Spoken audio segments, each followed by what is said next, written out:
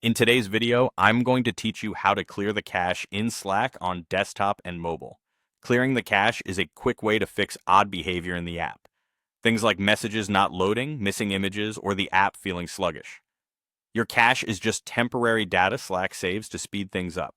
When that data gets out of date or corrupted, clearing it forces Slack to rebuild a fresh copy. It won't delete your messages, channels, or files. It only removes temporary files. Let's start on the desktop app. With Slack open, look to the top menu bar and click Help. From there, choose Troubleshooting, then select Clear Cache and restart. As soon as you confirm, Slack will close itself and relaunch cleanly.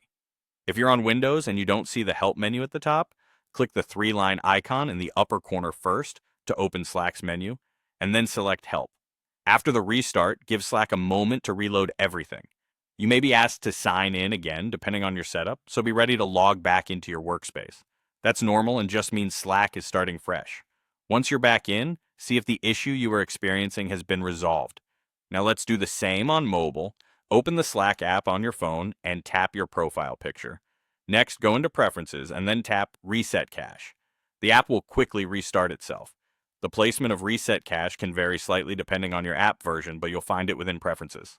Just like on desktop, this clears only temporary files. Your workspaces, conversations, and files remain intact. After the restart, allow a few moments for recent conversations and images to repopulate from the server.